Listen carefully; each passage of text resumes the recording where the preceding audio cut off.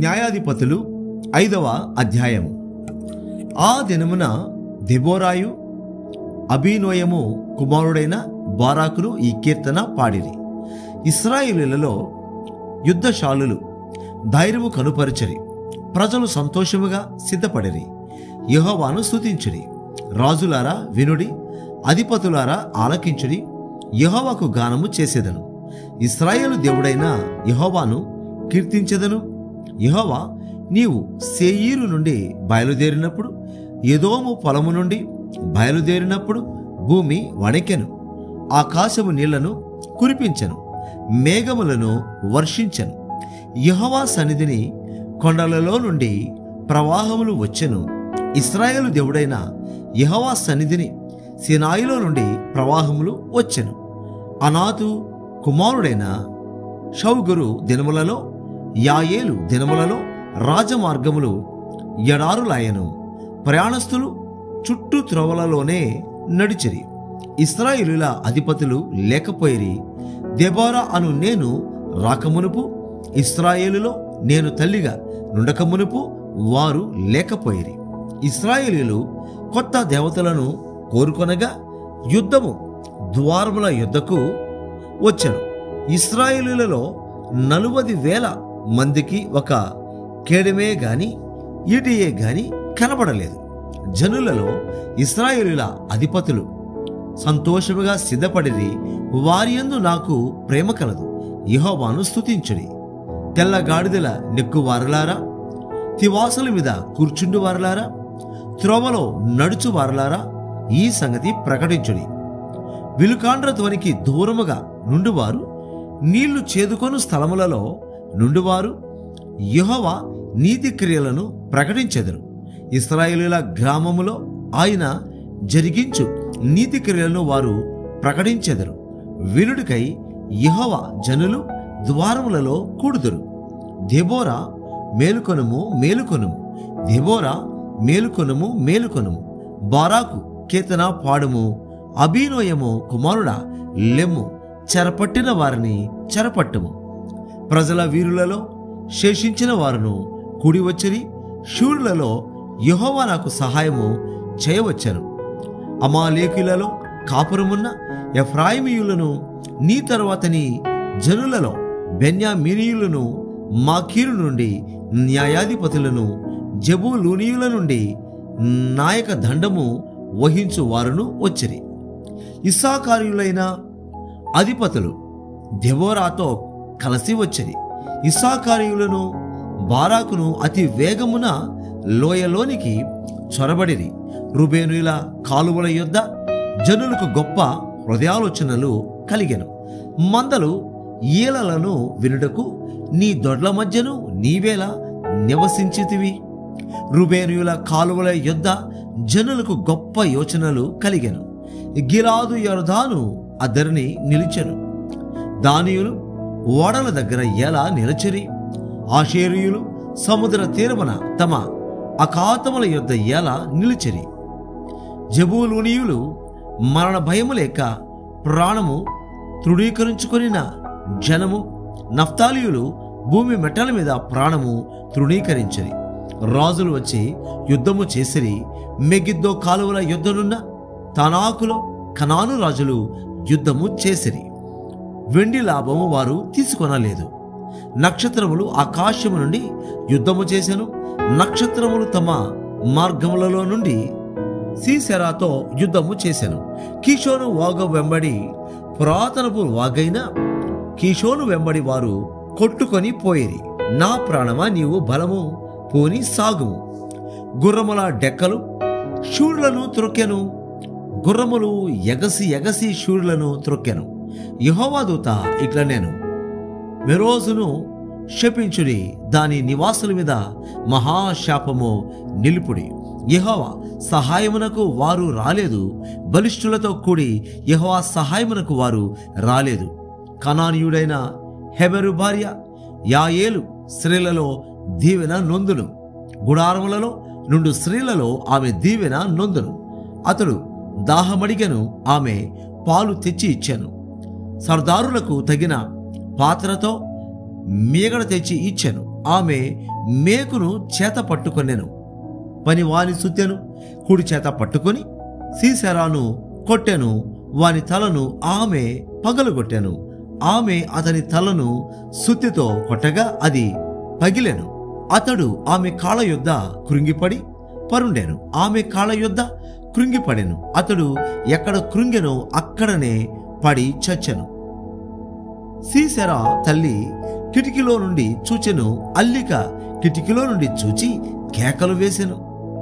రాక అతని రథము తడవు చేయనేలా, అతని రథముల చక్రములు ఆలస్యము చేయనేలా.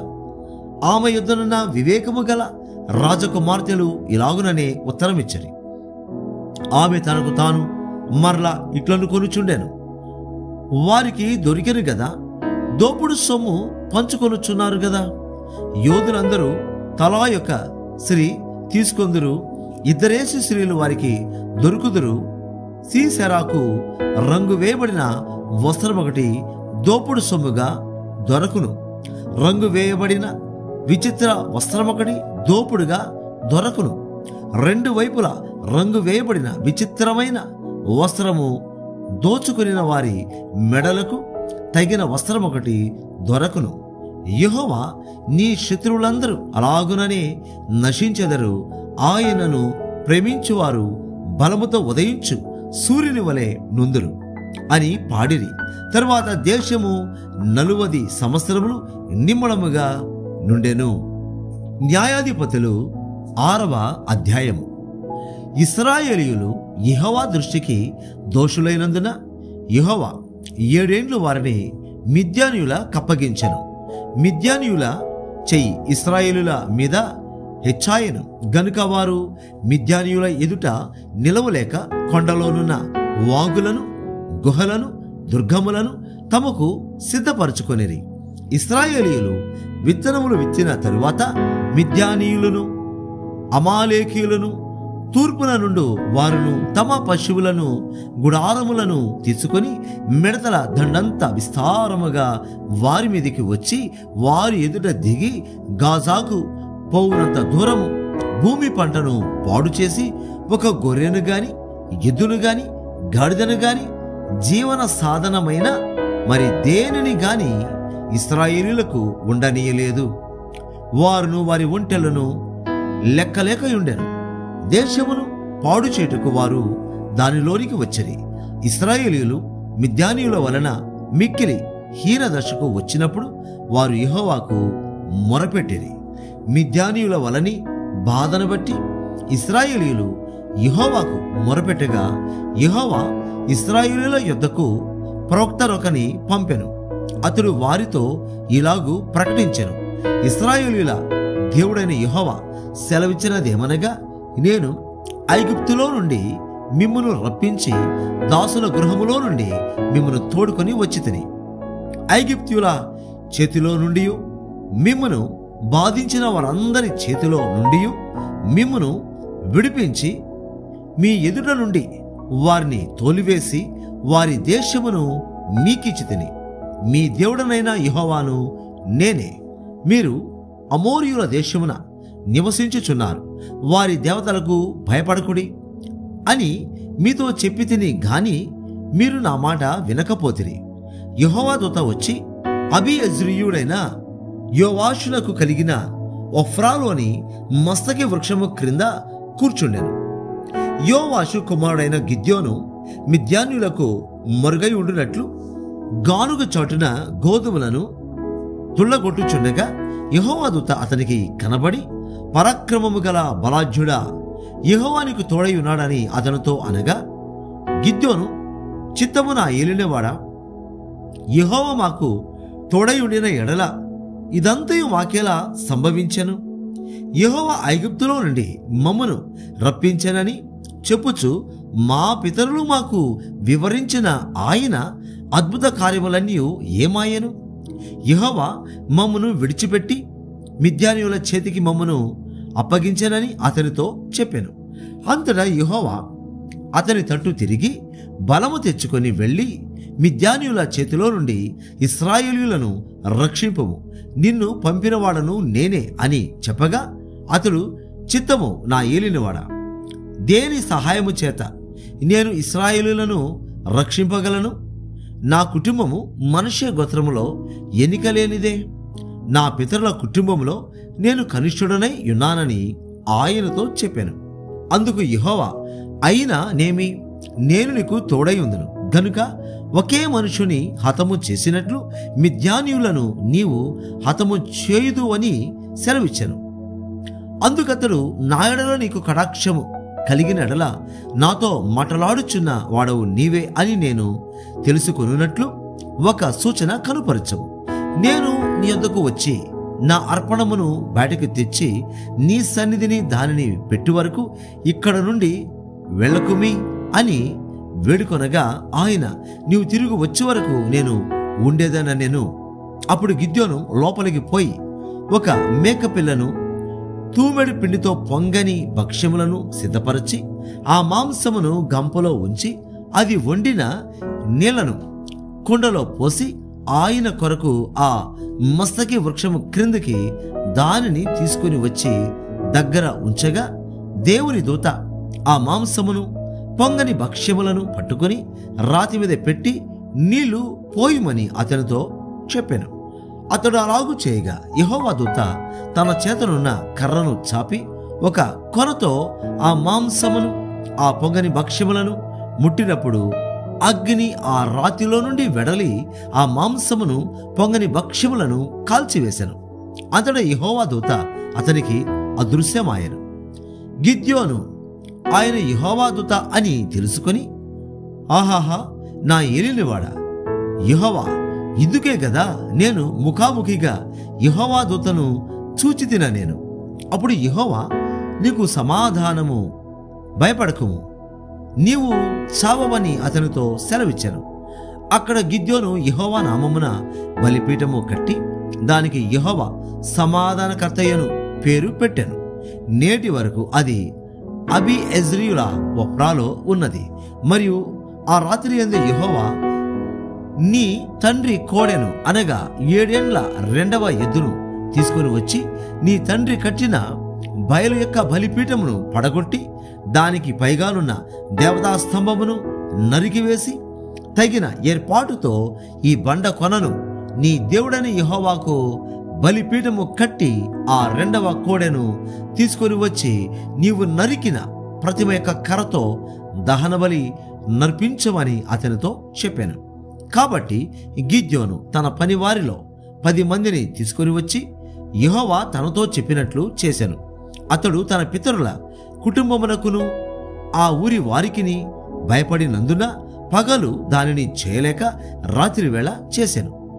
ఆ ఊరి వారు వేకువనే లేచినప్పుడు బయలు యొక్క బలిపీఠము విరుగగొట్టబడి ఉండెను. దానికి పైగానున్న దేవతా స్తంభమును పడద్రోయబడి ఉండెను. కట్టబడిన ఆ బలిపీఠము మీద ఆ 2వ ఎద్దు అర్పింపబడి ఉండెను. అప్పుడు వారు ఈ పని ఎవరు చేసినదని ఒకరితోనొకరు చెప్పుకొనుచు విచారణ చేసి వెదకి యోవాషు కుమారుడైన గిద్యోను ఆ పని చేసినట్టు తెలుసుకొనిరి. కాబట్టి ఆ ఊరి వారు, నీ కుమారుడు బయలు యొక్క బలిపీఠమును పడగొట్టి దానికి పైగానున్న దేవతా స్తంభమును పడద్రోసెను గనుక అతడు చావవలెను, వానిని బయటికి తెమ్మని యోవాషుతో చెప్పగా, యోవాషు తనకు ఎదురుగా నిలిచిన వారందరితో, మీరు బయలుపక్షముగా వాదింతురా, మీరు వాని రక్షించుదురా? వాని పక్షంగా వాదించువాడు ఈ ప్రొద్దుననే చావవలెను. ఎవడో వాని బలిపీఠమును విరుగగొట్టెను గనుక వాడు దేవత అయినందున తన పక్షమున తానే వాదించవచ్చును.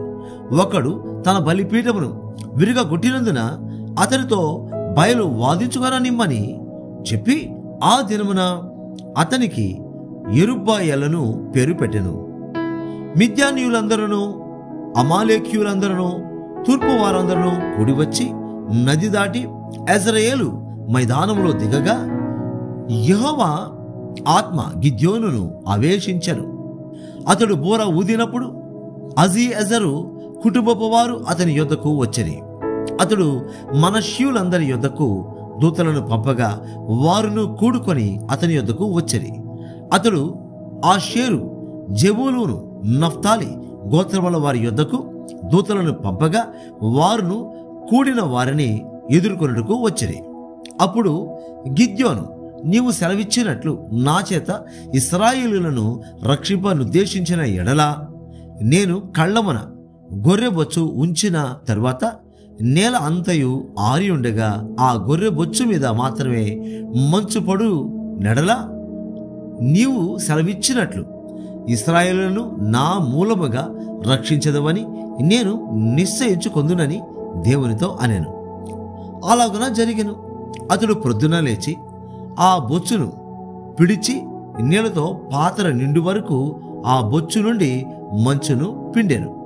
అప్పుడు గిద్యోను, నీ కోపము నా మీద మండనీయకము, ఇంకొక మారే ఆ బొచ్చు చేత శోధింప సెలవిమ్ము.